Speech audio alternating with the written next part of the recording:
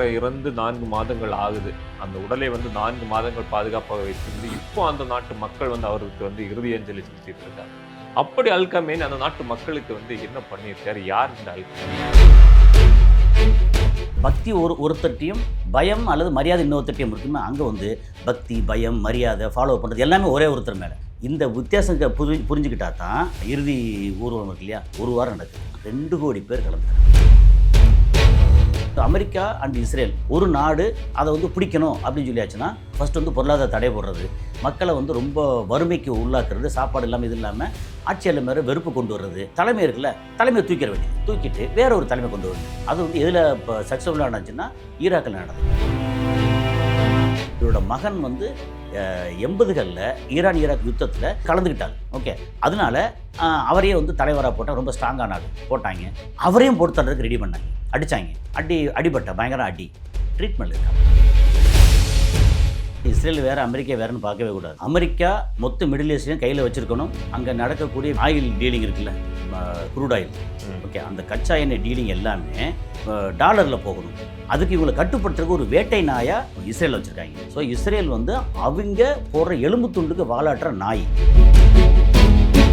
சில விமர்சனங்களை நம்மளால பார்க்க முடியுது. அமெரிக்கா இஸ்ரேலோட கண்ட்ரோலில் இருக்கு, இஸ்ரேல் தான் அமெரிக்காவை கண்ட்ரோல் பண்ணுது, அந்த மாதிரி எல்லாம் பார்த்து வாசம். இஸ்ரேல் யார்? யூதர் நாடு. அமெரிக்காவில் ஒரு பெரிய அளவுக்கு பிஸ்னஸ் பண்ணுற ஆட்கள், பெரும்பாலான ஆட்கள் யூதர்கள். அதுக்கு அது உதாரணத்துக்கு குறிப்பாக சொல்லிக்கிறலாம். ட்ரம்ப்போட மருமகன் ஜேடு குஷ்னர், அவர் யூதர். ட்ரம்ப்போட இப்போ கல்யாணம் பண்ணியிருக்க ட்ரம்ப்போட ஒய்ஃபு யூத பெண்ணு. மெரிபா பன்னீர் சோடா, ஐ ட்ரஸ்ட் மெரிபா. ஆச்சி மசாலா, எந்த சமையலும் ருசி தேடும் ரகசியம். 20 ரூபாய். ரிஃப்ளெக்ட் நேயர்களுக்கு வணக்கம். இன்று நம்மோட நேர்காணல் உலக செய்தி பகுப்பாய்வாளர் ஐயா கசாலி அவர்கள் நம்முடைய நேரம். ஐயா வணக்கம். வணக்கம் மிஸ்டர் அஜில். கிட்டத்தட்ட 4 மாதங்கள் தாண்டி அல் கமேனி அவருடைய இறுதி ஊர்வலம் ஆரம்பிச்சிருக்காங்க. இப்போ அல் கமேனி இறந்து 4 மாதங்கள் ஆகுது. அந்த உடலை 4 மாதங்கள் பாதுகாப்பாக வைத்திருந்து, இப்போ அந்த நாட்டு மக்கள் அவருக்கு இறுதி அஞ்சலி செலுத்திட்டு இருக்காங்க. அப்படி அல் கமேனி அந்த நாட்டு மக்களுக்கு என்ன பண்ணியிருக்காரு? யார் இந்த அல் கமேனி? இந்த அரசாட்சின்னு எடுத்திங்கன்னா, ஒரு சின்ன புரிதலுக்காக நம்ம ஊரில் மக்களால் தேர்ந்தெடுக்கப்பட்டு எம்பியாக தேர்ந்தெடுக்கப்பட்டு எம்பி எல்லாம் சேர்ந்து தேர்ந்தெடுக்க ஒருத்தர் பிரைம் மினிஸ்டர். அதுக்கப்புறம் எம்பிஸ் அண்ட் எம்எல்ஏ சேர்ந்து ஓட்டு போடுறது ஜனாதிபதி. ஓகே, அங்கே எப்படி அப்படின்னா மக்களாட்சியும் கிடையாது, ஆனால் மக்களாட்சியும் உண்டு. அந்த மாதிரி அங்கே எப்படின்னா, ஒரு பக்கம் இப்போ மசூத் பெசஸ்கியான்ங்கிற பிரசிடென்ட் இருக்கார், அவர் மக்களால் தேர்ந்தெடுக்கப்படுறவர். ஓகே, இவர் இந்த சுப்ரீம் லீடர் இருக்கார், அவர் தான் உச்சபட்ச அதிகாரம். ஓகே, அந்த சுப்ரீம் லீடர் தான் முன்னாடி கொமேனி, அதுக்கப்புறம் கமேனி. ஓகே, அவர் எப்படின்னா மத தலைவரும் அவர் தான், அரசாட்சியும் அவர் தான். கிட்டத்தட்ட மன்னராட்சி, கிட்டத்தட்ட அந்த மன்னராட்சிக்கு கிட்டத்தட்ட நெருக்கம்தான். ஆனால் அவரையும் யார் தேர்ந்தெடுப்பாங்கன்னா, அங்கே இருக்கக்கூடிய பெரிய அந்த பெருந்தலைகள் இருக்காங்களா, அவங்க தேர்ந்தெடுக்கணும். அவர் இஷ்டத்துக்கு நான் தான் மன்னர், மன்னரோட வாரிசுன்னு வர முடியாதுங்க. ஓகே, ஸோ மன்னரோட வாரிசும் கிடையாது, ஆனால் கிட்டத்தட்ட மன்னராட்சி மாதிரி. ஓகே, ஸோ இதில் சவுதி அரேபியாவோ இல்லை இந்தியாவோ இந்தோனேஷியாவோ மற்ற நாடுகளுக்கும் அங்கே ஈரானுக்கும் என்ன வித்தியாசம் அப்படின்னா, இப்போ சவுதி அரேபியாவில் முகமது பின் சல்மான் சொல்லி டிஃபெக்டாக ரூலர் இருக்கார். அவர் ரூலர், ஆனால் மத தலைவர் வேறு. ஓகே, இந்தியாவில் மோடி இருக்கார், அவர் பிரைம் மினிஸ்டர் தான், ஆனால் அவர் கோயிலில் பூஜை பண்ண முடியாது, அவர் பூஜாரி, இதெல்லாம் வேறு, மத தலைவர்கள் வேறு. இப்போ இந்தோனேஷியா எடுத்திங்கன்னா ரூலர் வேறு, மத தலைவர் வேறு. அங்கே மட்டும்தான் மத தலைவர் தான் ரூலர். அப்போ என்ன ஆகுன்னா, மக்களோட மென்டாலிட்டி எப்படி வரும் அப்படின்னா, ஒரு மன்னர் மேலே பயம் இருக்கும், ஓகே, இன்னொன்று ஃபாலோ பண்ண மரியாதை இருக்கும். மத தலைவர்னால் பக்தி இருக்கும். ஓகே, அப்போ இங்கே பக்தி ஒருத்தட்டையும் பயம் அல்லது மரியாதை இன்னொருத்தட்டையும் இருக்குமே. அங்கே பக்தி, பயம், மரியாதை ஃபாலோ பண்ணுறது எல்லாமே ஒரே ஒருத்தர் மேலே. இந்த வித்தியாசத்தை புரிஞ்சுக்கிட்டா தான் இன்றைக்கி அவர் ஹோமேஜ் இது பண்ணுறாங்க இல்லையா, இறுதி ஊர்வலம் இருக்கு இல்லையா, ஒரு வாரம் நடக்குது. 2 கோடி பேர் கலந்துக்கிறாங்க. 2 கோடி பேருங்கிறது சாதாரண விஷயம் இல்லைங்க. இங்கே 50,000 பேர் இருந்தாலே நமக்கு பயங்கரமான க்ரௌடாக இருக்குது. 1 லட்சம் பேர், 5 லட்சம் பேர், 10 லட்சம் பேர், அதுலேருந்து 20 மடங்கு. 2 கோடி பேருங்கிறது மொத்த நகரம், நாடு நகரம் அத்தனையும் இவருக்கு அஞ்சலி செலுத்துறதுக்காக. அப்போ 2 கோடி பேர் விரட்டி விரட்டி ஏய் நீ வந்து ஒழுங்கா சேரு வந்து சேரு அப்படிங்கிறதெல்லாம் தாண்டி அந்த மக்களுக்கு அந்த தலைவர் மேலே ஒரு பெரிய மரியாதை உண்டு. ஓகே, அதையும் மீறி இடையில என்ன நடந்துச்சு அப்படின்னா, எண்டில் வரும்போது இந்த கிட்டத்தட்ட 47 வருஷமாக அமெரிக்கா வந்து பொருளாதார தடை விதிச்சிருக்காங்கல்ல, அந்த தடை விதிக்கும்போது என்ன நடக்கும்னா, அந்த நாட்டில் பொருளாதாரம் போய் விலைவாசி ஏறி ஒரு டாலருக்கு நிகரான ஆர்எம்டி அந்த ரியால் இருக்குல்ல, ஆர்எம்டி நினைக்கிறேன், ஆமாம், இங்கே ஈரானோட கரன்சி வந்து ரியால். அது வந்து $1 வாங்கணும் அப்படின்னா ஒரு 14 லட்சம் ரியால் கொடுத்தா தான், 15 லட்சம் ரியால் கொடுத்தா வாங்க முடியும். 1.5 மில்லியன் ரியால் கொடுத்தா தான் $1 வாங்க முடியும். நம்ம 96-97 கொடுத்து ஒரு ரியால் வாங்குகிறோம். அப்போ இந்திய ரூபாய்க்கும் அங்கே அந்த ரியாலுக்கு உள்ள மதிப்பே அப்படி ஒரு இது இருக்குது. அப்போது பெரிய அளவுக்கு அது அந்த பொருளாதாரம்லாம் நிறையா வந்துச்சு. அதெல்லாம் அது வந்து அப்புறம் வந்து அதுக்கப்புறம் மக்கள் கொஞ்சம் என்னதான் இருந்தாலும் வந்து என்ன இப்படியே இருக்கீங்க, அமெரிக்காவோட அனுசரித்து போயிட்டு தான் என்ன அப்படின்னு வரும்ல. அமெரிக்காவோட அனுசரிக்கன்னா என்ன தெரியுமில்ல, இருக்கிற வளத்தை பூரா அவன் கையில் கொடுத்தோன்னா அவன் ஏதோ பிச்சை போடுவான். அப்போ முடியாது. அப்போ இதை வந்து நம்மளை காத்துக்கறணும் அப்படின்னா இதை நிறையா ஆயுதங்கள் நிறையா செய்யணும் அப்படின்னு சைனாவோடையும் வடகொரியாவோடையும் ரஷ்யாவோடையும் பெரிய அளவு ஒப்பந்தம் போட்டு இவன் கையில் வந்து ஆயில் இருக்குது, சைனா வந்து வாங்கிக்கிறேன், சைனாவுக்கு ஆயில் தேவைப்படுது, ஓகே நீ கொடு நான் கொடுக்குறேன் அப்படின்னு கொடுத்து ஆயுதங்கள் நிறையா பண்ணி வச்சா வெளியே தெரியாமல் வச்சுருந்தாங்க. அப்போ இதெல்லாம் இவங்களுக்கு அமெரிக்கா அண்ட் இஸ்ரேல் அவங்களோட இது எப்படின்னா ப்ராக்டிஸ் ஒன்று வச்சுருப்பாங்கல்ல, ஒரு நாடு அதை வந்து பிடிக்கணும் அப்படின்னு சொல்லியாச்சுன்னா ஃபஸ்ட்டு வந்து பொருளாதார தடை போடுறது, மக்களை வந்து ரொம்ப வறுமைக்கு உள்ளாக்குறது, சாப்பாடு இல்லாமல் இது இல்லாமல் ஆட்சியாளர் மேலே வெறுப்பு கொண்டு வர்றது, அப்புறம் திடீர்னு வந்து இல்லை விலைவாசி எரிப்போ இது போச்சு சொல்லிட்டு இப்போ போராட்டத்தை தூண்டி விடுறது, போராட்டத்துக்குள்ளே வந்து காசு கொடுத்து கலவரக்காரர்களை ஏற்றி விடுறது, விட்ட உடனே அங்கே மக்கள் வந்து கொலைன்னு போட்டு கொலையெல்லாம் பண்ணி விட்டு இவங்க வந்து ஐநா மூலமாகவோ இல்லை வெறும் மூலமாகவோ படான்னு வந்து உள்ளே அடிக்க வேண்டியது, பயங்கரமாக அடின்னு அடித்து தலைமை இருக்குல்ல, தலைமையை தூக்கிட வேண்டியது, தூக்கிட்டு வேற ஒரு தலைமை கொண்டு வர வேண்டியது. அது வந்து எதில் இப்போ சக்ஸஸ்ஃபுல்லாக நடந்துச்சுன்னா ஈராக்கில் நடந்துச்சு. ஈராக்கில் சக்ஸஸ்ஃபுல், லிபியாவில் சக்ஸஸ்ஃபுல். இப்போ ஈரானில் அதே மாதிரி பண்ணிடுவோம்னு சொல்லித்தான் பேச்சுவார்த்தை. நீங்கள் வந்து என்ரிச்மெண்ட் இவ்வளோ பண்ணுறீங்க, 450 கிலோ 60% யுரேனியம் என்ரிச் பண்ணி வச்சுருக்கீங்க அப்படின்னு சொல்லி பெருசாக வந்து மாறி எல்லாம் சொல்லிட்டு பிரச்சனை வந்துருச்சு. ஓகே, வந்ததுக்கப்புறம் என்ன பண்ணால் பேச்சுவார்த்தை நடந்து ஓகேன்னு சொல்லிட்டு இருக்கும்போதே இவங்க வந்து இந்த ரம்ஜான் மாதம் காலங்காத்தால் வந்து ஒரு 48 முக்கியஸ்தர்கள், அயத்துல்லா சையத் அலி கமேனி இப்போ இறந்து பண்ணார்ல, அவர் அப்புறம் ஐஆர்ஜிசியோட இந்த டாப் சேர்த்து மொத்தம் 48 பேர் அங்கே இருக்காங்க. மேலே வந்து ஆஃபீஸில் வந்து அப்படி ஜம்முன்னு பூமிக்கு மேலே இல்லாமல் பூமி கீழே தான் இருக்காங்க. அதையும் அடிக்கிறதுக்கு பங்கர் பஸ்ட்டுன்னு சொல்லி போட்டு அடித்து, ஓகே இந்த 48 பேர் ப்ளஸ் ஒரு ஸ்கூலு 168 பேர், 12 டீச்சர்ஸு, அதுக்கப்புறம் ஹாஸ்பிட்டல் அப்படின்னு போட்டு மொத்தத்தை அடித்தாங்க. அடித்தா தலைமைனா வெறும் சுப்ரீம் லீடர் மட்டும் இல்லை, சுப்ரீம் லீடர் ப்ளஸ் எல்லாமே போய் சேர்ந்துட்டாங்க. அப்படியே ஒரு மாதிரி ஷேக் ஆயிடுச்சு. அதுக்கப்புறம் தான் அடுத்த சுப்ரீம் லீடர் யார் அப்படின்னு வர்றதுக்கு முன்னாடியே அலி லாரிஜானின்னு ஒருத்தர் வந்து ரொம்ப ஆலோசகர், ரொம்ப டாப்பில் இருந்தவர். அதுக்கப்புறம் கொஞ்ச நாளில் அவர் தான் வந்து எல்லா இடத்துக்கும் போய் எல்லாம் பேசி பயங்கர ஸ்ட்ராங்காக வந்து அவரையும் பொறுத்தல்ட்டாங்க.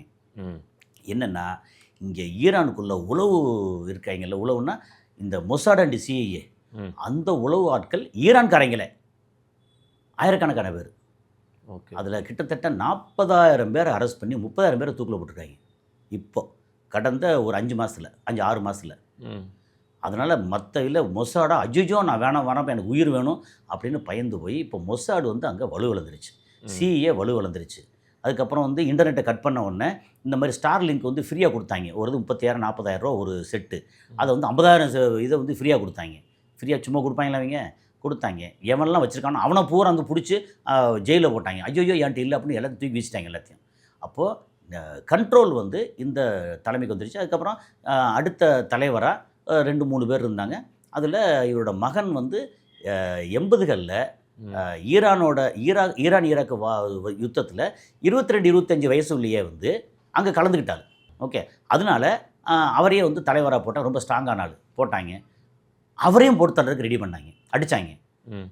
அடிபட்ட பயங்கர ட்ரீட்மெண்ட் இருக்காப்புல. ஓகே, இப்போ வந்து இந்த இதில் அப்பாவோட இறுதி ஊர்வலத்தில் அவர் கலந்துக்குவாரான்னு ஒரு கேள்வி இருந்துச்சுல்ல, கலந்துக்கிட்டால் என்ன நடக்கும் அப்படின்னு ஒரு கேள்வி இருக்குது. ஏற்கனவே அங்கே வந்து வகதொகை இல்லாமல் வந்து இஸ்ரேலும் அமெரிக்காவும் அடிக்கிறாங்க. எப்படி அடிக்க முடியுதுன்னா, இஸ்ரேல்லேருந்து உங்களுக்கு ஈரான் தலைநகரம் அது மற்ற எல்லா இடத்தையும் அடிக்கணும்னா வந்து ஒரு 1100லேருந்து 1300 கிலோமீட்டருக்குள்ளே தான் தூரம் மொத்தத்துக்கு முடிஞ்சிருச்சு. 1200 ஆவரேஜ் 1200 கிலோமீட்டர். ஈரானில் இஸ்ரேலில் எல்லா விதமான ஆயுதங்கள் வச்சுருக்காங்க. இஸ்ரேல் ஆயுதங்கள்லாம் வந்து ரொம்ப பலம் வாய்ந்த ஆயுதங்கள், இஸ்ரேல் ஆயுதங்கள். ஏன்னா அது இஸ்ரேலுக்கானது மட்டும் இல்லை, அமெரிக்க ஆயுதங்கள் 70% வந்து அமெரிக்கா செஞ்சு கொடுத்தது. F-15, F-16, F-18, 22, 35 அப்படின்னு பயங்கரமான ஆயுதங்கள் அதெல்லாம். ஓகே, அந்த இதில் நிறைய அடியாக வச்சுருக்காங்க. அப்புறம் ஆயுதங்களுக்கு ஃபைட்டர் ஜெட்டு பறந்து போய் அங்கே டொம்முன்னு போட்டாங்கன்னா அந்த பிப்ரவரி 28 மட்டுமே வந்து 2300 குண்டுகள் இதெல்லாம் போட்டிருக்காங்க. குண்டுகள் வெறும் சாதா குண்டு இல்லை, மிசைல்ஸ் எல்லாம் நிறையா போட்டிருக்காங்க. 2300 ஒரு நாளில் மட்டும். ஓகே, ஸோ இவ்வளோ தூரம் பண்ணிட்டாங்கல்ல. இப்போ கூட்டம் வந்துருச்சு. அப்புறம் முஜ்தபா கமேனி வந்து அயத்துல்லா கமேனியாவது கொஞ்சம் பாவம் வேணாம்ப்பா விட்டுருங்கப்பான்னு சொல்கிறாங்கன்னா, இவர் வந்து பயங்கர முரட்டு பிடிவாதம் உள்ள ஆள் அப்படின்னு சொல்கிறதுனால அவர் வெளியே வந்தால் போட்டு தள்ளுறதுக்கு ஏற்பாடு பண்ணுவாங்க. ஏன்னா இவங்க சும்மா இருக்க மாட்டாங்க. இப்போ நெதன்யாவுக்கு வந்து பயங்கரமான பிரச்சனை இருக்குது. அமெரிக்காவில் ட்ரம்ப்புக்கு இன்னும் பெரிய பிரச்சனை இருக்குது. ஏன்னா ட்ரம்ப்போட வேல்யூ இது மரியாதை பூரா இறங்கி போய் நவம்பரில் இடைக்கால தேர்தல் அங்கே வருது. ஓகே, அந்த தேர்தல் வந்து தோத்துட்டா ட்ரம்ப்பை வந்து இம்பீச் பண்ணிடுவாங்க, பதவி விலக்கம் பண்ணிடுவாங்க. ஓகே, இங்கே இவருக்கு வந்து அக்டோபர் கடைசியில் இதில் வந்து இஸ்ரேல் வந்து எலெக்ஷன் பண்ணியே ஆகும். அதில் வந்து நீங்கள் எலெக்ஷனில் போட்டியே போடாதன்றாங்க மக்கள். 72% வந்து மக்கள் அவருக்கு அகேன்ஸ்டாக இருக்காங்க நெதன்யாவுக்கு. அப்போ நெதன்யாவுக்கு தோத்துட்டாலோ இல்லை போட்டி போடாமல் விட்டாலோ ஜெயிலில் எடுத்து, இவர் வந்து தோத்துட்டா ஜெயிலு, ஜெயிச்சிட்டா அதிபர் ட்ரம்ப். இந்த மாதிரி சூழலில் இங்கே வந்து இந்த கலவரத்தை பெருசாக உண்டு பண்ணால் மட்டும்தான் அவங்க வந்து சர்வைவ் ஆக முடியும் அப்படின்னு கலவரத்துக்கு ரெடி ஆகிறாங்க. இப்போ என்ன சொல்கிறாங்க வந்து முஜ்தபா கமேனிங்கிறது தான் இப்போதைக்கு இப்போ சுப்ரீம் லீடர். அவர் வந்து இந்த ஒரு வாரம் இந்த இது இருக்கு இல்லையா, இவங்களோட ஹோமேஜ் இருக்கு இல்லையா, இது வந்து இதில் கலந்துக்கல அப்படின்னு வந்து டிக்ளேர் பண்ணிட்டாங்க. அப்போ என்ன பெருந்தலைகள் அப்பாஸ் ஆராக்சி, இவர் வந்து காலிபாப் அப்படிங்கிற சபாநாயகர், அதுக்கப்புறம் மசூத் பெசஸ்கங்கிற பிரசிடென்ட்டு, இன்னும் சில பெருந்தலைகள் இருக்காங்க, அவங்க தான் கலந்துக்கிறாங்க. முஸ்தபா கமேனி கலந்துக்கல. இப்போ இந்த அல் கமேனி அவரோட வந்து ஒரு இறப்பு வந்து அந்த நாட்டுக்கு வந்து ஒரு மிகப்பெரிய இழப்பு. ஒரு நாட்டுடைய தலைவரை வந்து கொலை பண்ணியிருக்காங்க அப்படின்னு நம்ம பார்க்கலாம்.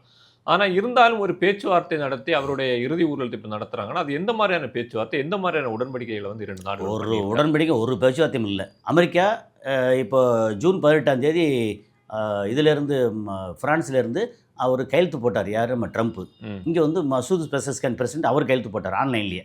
எல்லாம் போட்டு முடிச்சிட்டாங்க. ஏன்னா 60 நாள் வந்து ட்ரூஸ், 60 நாள் வந்து இடைக்கால போர் நிறுத்தம் அப்படின்னு சொல்லிட்டாங்க. அந்த ஒப்பந்தம் என்ன, நம்ம வந்து இதை பற்றி 450 கிலோ என்ரிச்டு யுரேனியத்தை பற்றி 60 நாளைக்கு அப்புறம் பேசிக்கிடுவோம். இப்போ வந்து ஹர்மோஸை திறந்து விடுறதையும் மற்ற விஷயத்தையும் பேசுவோம் அப்படின்னு பேசிட்டு இருக்காங்க. அப்புறம் 24 பில்லியன் ஈரானோட பணத்தை ரிலீஸ் பண்ணுறது, அப்புறம் 300 பில்லியன் வந்து அவருக்கு பண்ணுறது, நிறைய அதெல்லாம் நிறைய பேசிட்டோம். இதெல்லாம் வந்து பேசினாலும் ஒன்றுமே உருப்படியாக நடக்கலை. அதுக்கப்புறம் வந்து இடையில பார்த்தா சிங்கப்பூர் கப்பல் வந்துச்சு, அதை வந்து வராத அப்படின்னு இது பண்ணி பார்த்தாங்க. ஐஆர்ஜிசியோட நேவல் இருக்காங்கல்ல, அவங்க வந்து எச்சரிக்கை பண்ணி பார்த்தாங்க, அதையும் மீறி வந்தாங்க, அடிச்சிட்டாங்க. அடித்த உடனே எப்படி இந்த கப்பல் அடிக்க போச்சு சொல்லிட்டு 11 இடத்துல இவங்க வந்து சிரிக் ஐலாண்டு மாதிரி ஐலாண்டில் அமெரிக்காவோட இதில் அடித்தாங்க. அமெரிக்காவோட படைகள் அடித்த உடனே இங்கே பஹ்ரைன் அண்டு குவைத்து அதை வந்து அடித்து பிச்சுட்டாங்க ஈரான். ஏன்னா பஹ்ரைன் குவைத்தி அடிக்கிறாங்கன்னா அங்கே தான் தளங்கள் இருக்குது. பஹ்ரைனில் வந்து ஃப்ளீட் ஃபைன்னு சொல்லிட்டு மிகப்பெரிய கடற்படை இருக்குது, கடற்படை தளம். அதை நிறைய அடித்து குமிச்சிட்டாங்க. இப்போது அது வந்து இனிமேல் திரும்ப ஆப்ரேஷன் பண்ணுறதுக்கே பெரிய அளவுக்கு செலவாகும். அப்புறம் குவைத் அப்படி, யூஏஇ நிறையா தாஃப்ராவில் கொஞ்சம் அடிச்சிருக்காங்க, சவுதி அரேபியாவில் அடிச்சிருக்காங்க.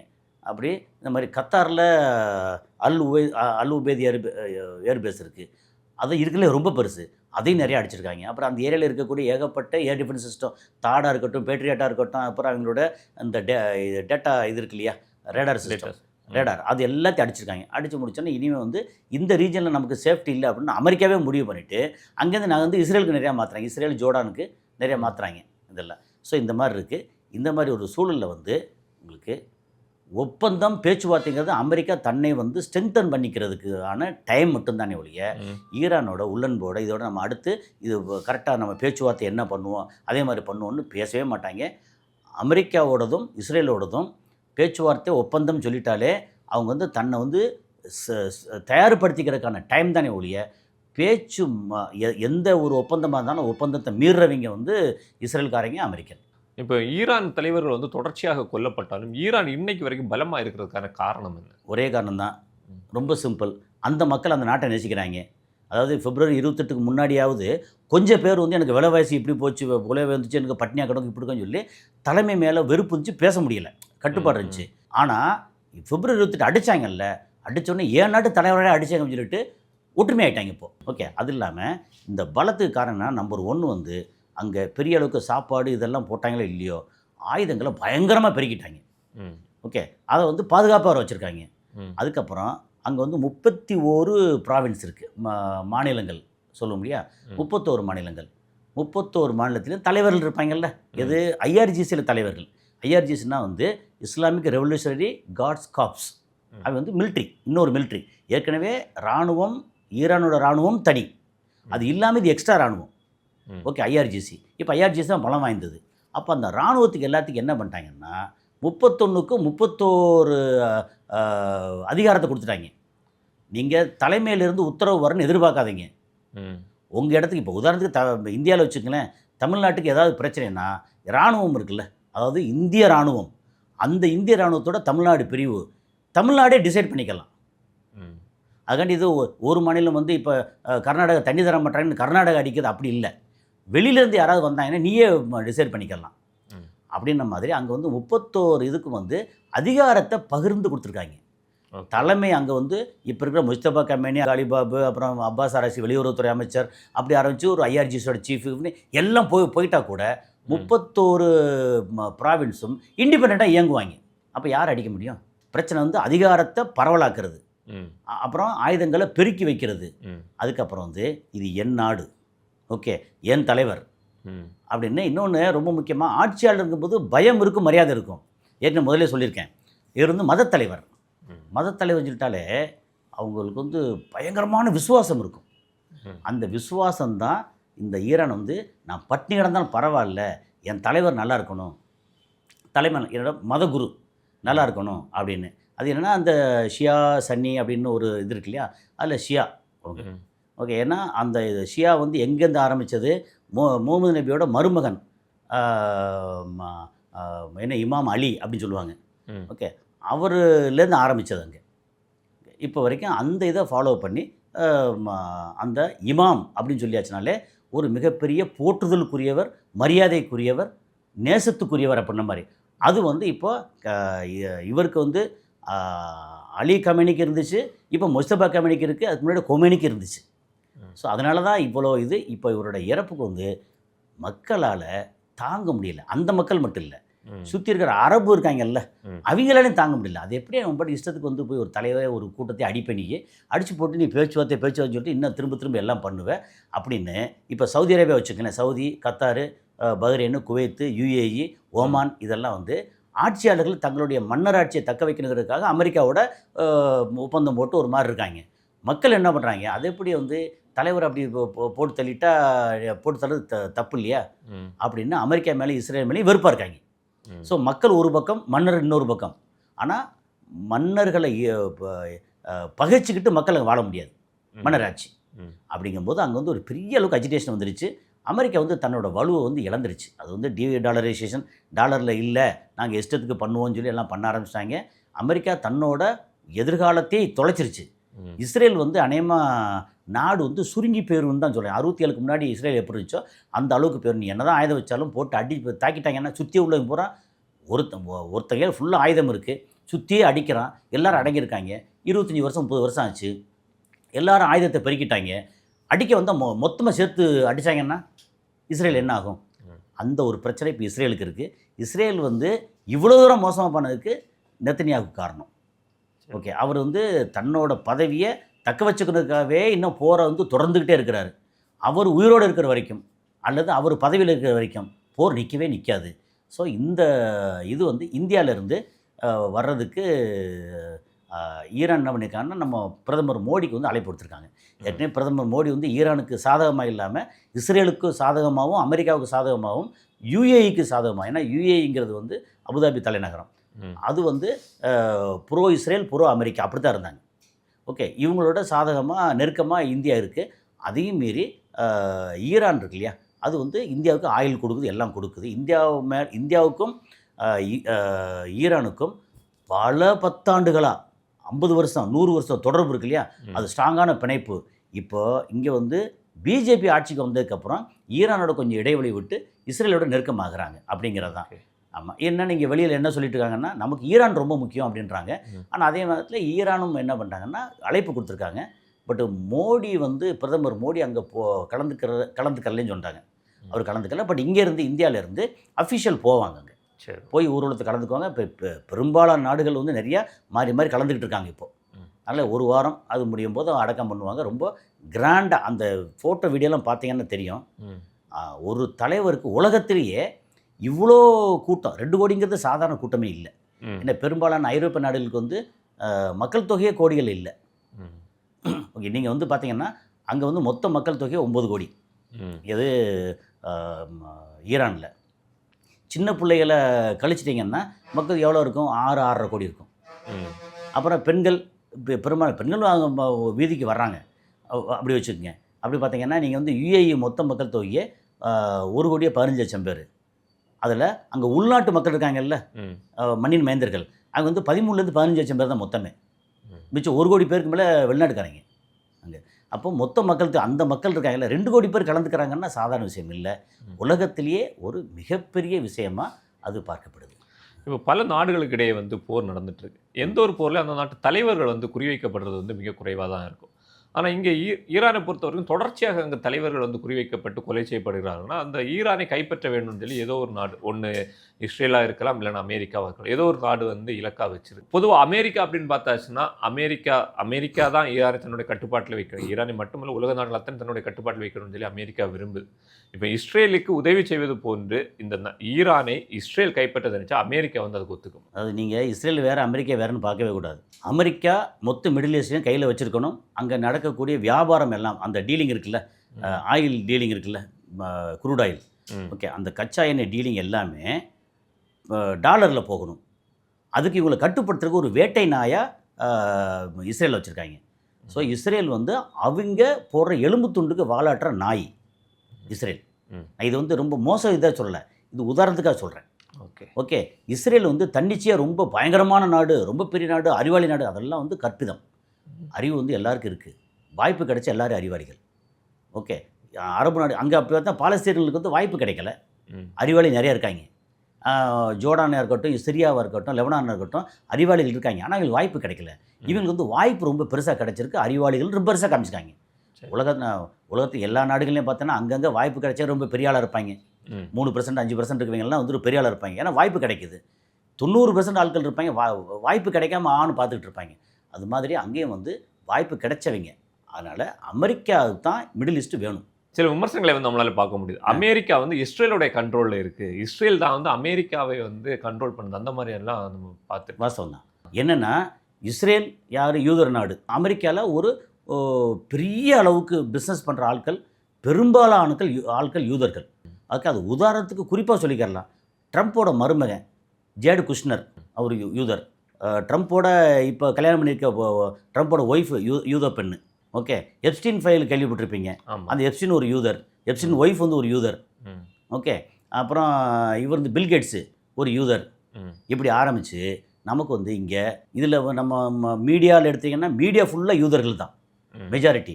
அங்கே யூதர் இல்லாமல் ரொம்ப பெரிய இருக்கிறது ஒரு ஆள் யாருன்னா எலன் மஸ்க்.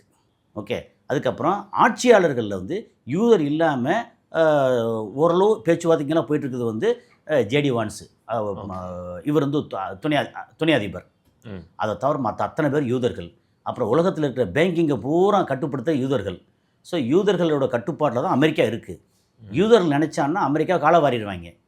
ஆனால் அமெரிக்க அரசு கொஞ்சம் கொஞ்சமாக நினச்சி யூதர்களை வந்து கண்ட்ரோல் பண்ணிட்டாங்கன்னா இங்கே இஸ்ரேல் வந்து வழக்கொழிஞ்சிடும். ஸோ ஓகே, எங்களுடைய கேள்விகளுக்கு ஆகச்சிறந்த எல்லோரும் புரிகிற மாதிரி உங்களுடைய பதிலை வந்து எங்களுக்கு கொடுத்தீங்க. உங்களுடைய நேரத்துக்காக மிக நன்றி. நன்றி. மெரிபா பன்னீர் சோடா, ஐ ட்ரஸ்ட் மெரிபா. ஆச்சி மசாலா. எந்த சமையலும் ருசி தேடும் ரகசியம் 20 ரூபாய்.